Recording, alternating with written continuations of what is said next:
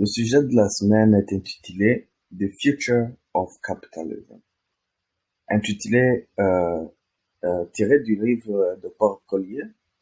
Euh, je vais parler juste d'un petit sujet, Global Divide, Winners and the Left Behind. En fait, on va parler un peu de la mondialisation, du trumpisme, le Brexit, protectionnisme. Est-ce que ce serait vraiment la fin de la mondialisation? Ou c'est quoi les avantages et puis c'est quoi les désavantages de la mondialisation.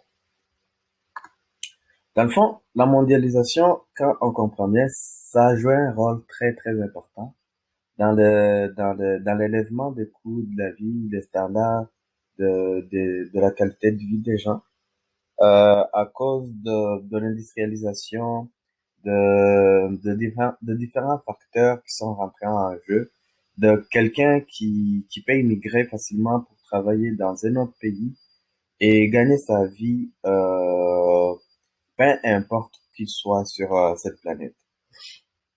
Mais là, on va d'abord parler un peu de la première mea culpa, qui a été la distribution. En fait, on a dit que la mondialisation était pour le commerce, pour apporter des intérêts généraux avec des compensations appropriées à travers la redistribution de chaque société, ce qui était vraiment au départ très très avantageux. Mais il y a eu quand même quelques impacts négatifs sur la planification, parce que l'économie internationale démontrait que moins d'intérêt dans le mécanisme de compensation, par exemple dans les pays comme la Grande-Bretagne, là on parle de la Brexit, avec ce qui se passe maintenant en Europe, que il y a eu vraiment la libre circulation, la libre échange, parce que quand on voit comme un pays comme la Grande-Bretagne qui est en train de se retirer des accords de Schengen, donc ça c'est très mauvais signe de la mondialisation en tant que telle.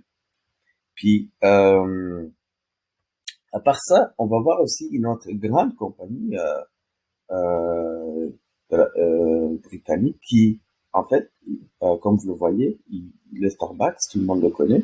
On va se prendre notre café là-bas. Mais ce serait dommage de se donner en voyant qu'ils ne payent pas les impôts. Donc, c'est une grosse compagnie, mais ils ne payent pas les impôts. Ce qui nous amène encore sur le sujet de bottom of pyramid. Un autre point de la mondialisation, c'est les forces qui ont été mises en place pour l'immigration, pour attirer des employés qualifiés. Mais en même temps, il y a eu des forces pour attirer, mais il y a eu aussi des forces pour les barrer. Parce que quand on veut juste attirer des employés qualifiés et puis laisser le tiers-monde qui cherche à se développer, qui cherche à, à accumuler de l'expérience, de la connaissance dans un pays soi-disant euh, développé avec toutes sortes d'industrialisation, c'est là que ça joue son point négatif puis son point positif. Non.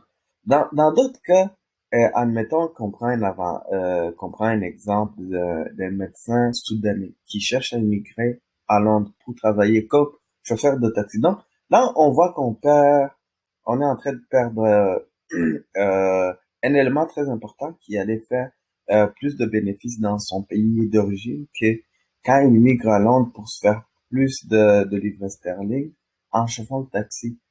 Donc, on voit que la mondialisation apporte bien sûr son côté positif qui est le libre-échange, euh, qui est la redistribution, mais on voit aussi son côté négatif. Là, maintenant, il y a un sujet très très qu'on va peut-être parler dans l'avenir proche, qui est le réchauffement climatique, tout ça. Donc, pour dire que ça reste un sujet à beaucoup exploiter, à beaucoup trouver des arguments là-dessus.